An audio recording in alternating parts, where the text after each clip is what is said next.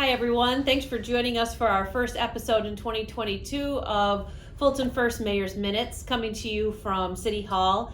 Excited to bring this series back to you this year and being able to offer some insight and good information through this form of communication. So we will continue to do this throughout the year, and we're excited to do so. In 2022, we have some big initiatives and some important projects that we're going to be working on. And I want to highlight that this month, talk a little bit about that, what we can look forward to and anticipate. And then we'll dive more into those projects as the year goes on. Within the next couple weeks, by no later than mid-February, I am going to be holding a State of the City. When I do that, we will put it on social media and probably broadcast it live on Facebook. But again, we'll do the State of the City. We'll talk about what our accomplishments were in 2021, what some of the hurdles were, and then talk about our plan forward in 2022, including all the departments and their initiatives. I'm collecting all the departments' information right now, where they saw their successes in 21, where they see their departments going in 22, and any potential hurdles in the way. So we're going to talk about that, and excited to bring that forward. In my research and in digging into the history of the city, I think this may be our first State of the City that has ever been done. So we're excited to bring that to the community and want to continue to do that each and every year. To highlight some of the activities that are happening in the departments and what we're working on already in 2022. We had 5 houses slated for demo. The first house at 1023 Emery Street was brought down this week, and I'll be highlighting that on our Facebook page. We have 4 more to go. Very excited about that process and working with the land bank. They're doing a great job. And we also have slated for this year is our Legacy Cities grant. And we're still working on that grant with the land bank. That Legacy Cities grant will allow us to bring 5 additional homes into code, rehab them, and put them back on the tax roll as single family home ownership. So we're working on that as well, and we're in the process of working on the 4 homes with the Community Development Agency so that they can rehab those houses and get them back on the tax roll and support their first-time home buyers initiative. As far as the DPW goes, we are looking at a very aggressive paving and plan in 2022. Last year we did just about 6 miles of paving throughout the city.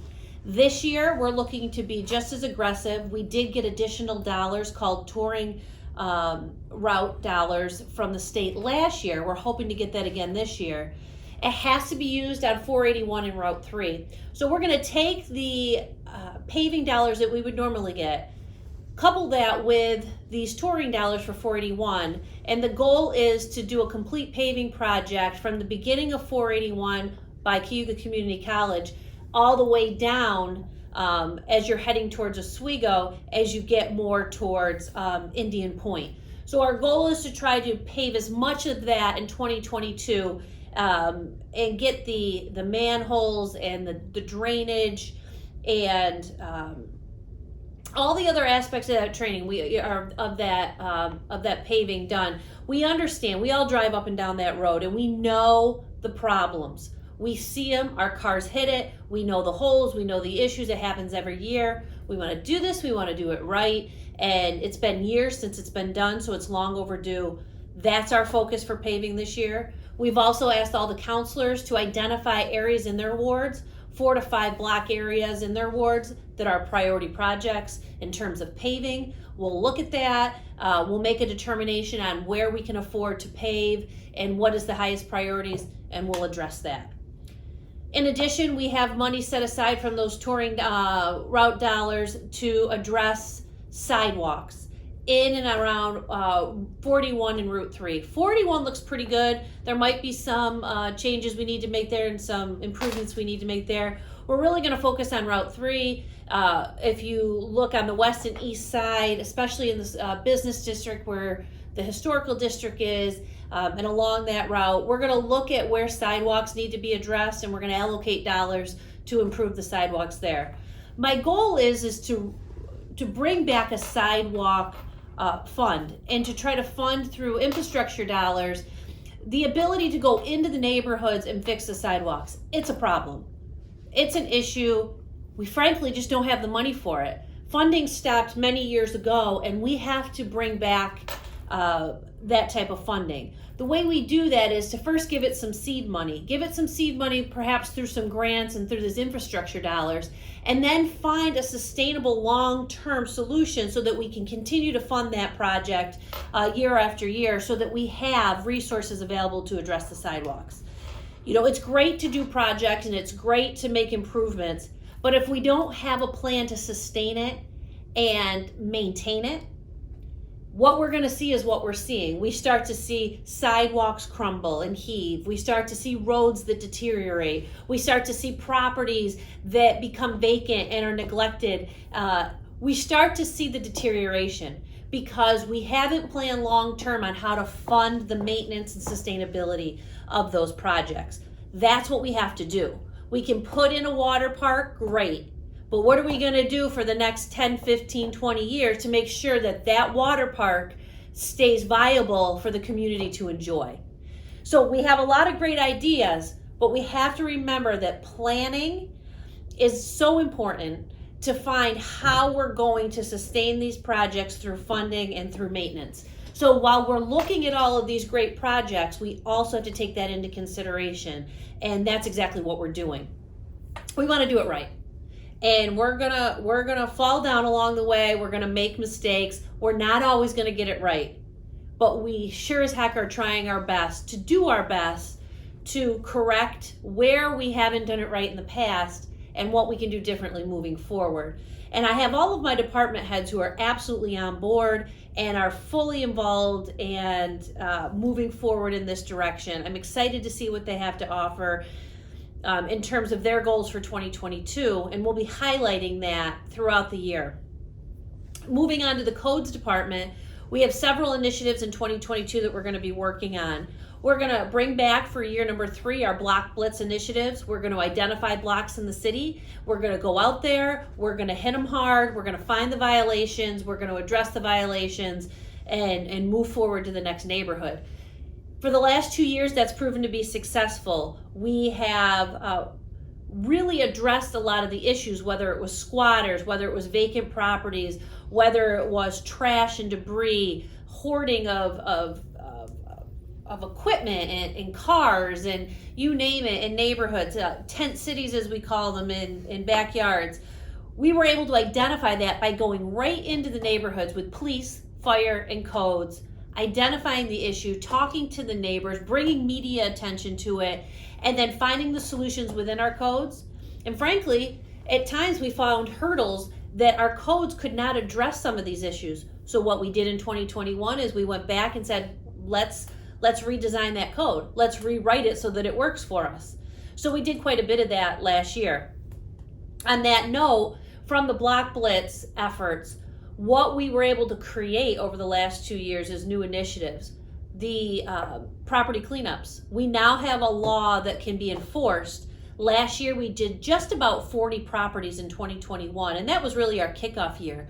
This year we're already starting off aggressively and have, if we remember, we put $25,000 seed money in the account last year. We're going to continue to support that, fund that, and find ways to continue to keep that fund revolving through the fines and penalties and fees that we collect through that. The goal is this: to clean up our city. The goal is to have a vibrant, clean city, clean neighborhoods, safe neighborhoods. We have an obligation and a duty to the community to make sure we're doing our part. So we're going to drive through the neighborhoods and we're going to identify the issues. Our common council, they're going to identify the issues in all 6 wards. And when there's cleanup that's needed, we're going to go after it. And we're going to do our very best to make sure that that is addressed and cleaned. We have this cleanup fund now to beautify the city and to address blight and concerning areas. So we'll continue that in 2022. We've already started it. We have the new law in place for abandoned vehicles. Everything has been written and approved, and we're ready to go after abandoned vehicles. These are vehicles that we see that sit in the yard, that have no license plate, no registration, that sit there and start to, weeds are growing around them. They're in the right-of-ways. They really become an eyesore in the community. We're going to do everything we can to eradicate the problem. We're going to reach out to the property owners. We're going to ask them to help us to solve the problem by addressing the issue. They're going to have time to correct the issue. If they don't, we're going to tow the vehicles. We're going to move them out. And it's going to be the property owner's responsibility to pay to get those cars back. And there are fees associated with that as well. So we're going to give you every opportunity to make it right. But if you don't make it right, the city's enforcing it. It's been far too long, and there's too many vehicles around this city that junk up our city and make it look dirty, make it look cluttered, make it look like it's not welcoming and safe. It's time we change that, and that's what we're going to do. The law is in place. We're ready to do it. We have the tow companies. We're going to have a list of tow companies. We have the contracts ready to go. Our attorneys have reviewed and given their thumbs up on the law, on the contracts. We're ready. So we're going to move forward with that as well. Fire department is working on some initiatives with grants and other opportunities there. More to follow on that. There is some pending information, but our new fire chief, Chief Howard, very aggressive, very involved, very proactive on not only helping his department, but helping the city as a whole to achieve our goals. So we'll give you more on that. The police department is working on becoming an accredited agency. That takes a lot of work. That's policy and procedure and realigning the department so that we are in compliance with at the state level, but also making sure that we're focusing on the issues at hand. Some of the things we're bringing back is bike patrol. That'll continue. We're bringing back our K9 unit this year. I believe the training starts this year. We're going to have neighborhood watch committees in each ward. So if anyone's interested in joining a neighborhood watch, we'd like you to reach out to your common council representative and let them know that you're interested. And we're going to really focus on safety in the communities. That's really important. I was recently appointed to the executive board of New York Conference of Mayors. I've been participating in the Conference of Mayors for 2 years now, and I'm excited, thrilled, and honored to be serving at the executive level, because what that does for Fulton is it gives us a stronger voice in the conversation and gives us that vital seat at the table so that at Albany we can fight for the issues that are plaguing our city. Crime and drugs, it's an issue. Bail reform, it's an issue. We need to talk about the legislation that Albany feels is right for all. We need to have a voice in that and make sure that Fulton is represented in that conversation and that we're fighting for what we feel is best for our community. State funding. There's some funding sources that have not been increased since 1987. 481. Every 2 years, biannually, we get funding to support that. That funding has not increased since 1987. I want us all to think back to 1987, where we were, what the price of doing business was, what the world was like in 87. We're now 2022, and we're looking for that funding to increase so that we can maintain these main arterials through the city and not be in the situation like we're in right now. So we're focused on that. We'll have more information on PD initiatives as well. As a reminder, back in 2018, the former administration had determined that it was important to have a reval of the city. So a full citywide reval, revaluing all of the properties, commercial and residential. I held that off when I came into office because of COVID. It wasn't the right time to do it. We needed to wait, pace ourselves, make sure we understood. Because the initiative was already started back in 2018, they hired a consultant and they were moving forward with it. We have to move forward with it. I'm going to be putting out a series of educational information. There's information on our website. There'll be information on social media, and we'll do some press releases. And we'll get that information out there to educate everyone. It's scary. it feels frustrating. It feels like we just want to raise your taxes. That is not what a reval is. I didn't know that in the beginning. I didn't know that when I came into office. But I spent the last 2 years understanding it, and I much better understand it now. I've surrounded myself by the experts in the area and have the resources we need to better understand the process and to understand that when I have more value in my property, that's a benefit to me, and that through this reval process, there's a very likely chance that the tax rate will actually go down. And so we're going to see what that looks like, but we want everyone to be educated, and we want everyone to understand what a reval means to you. And we want you to have a voice in the process. So stay tuned for more information on that revaluation and more information that'll come in the mail and so on. We're going to talk about some Parks and Rec initiatives. I'll just go through those real quick.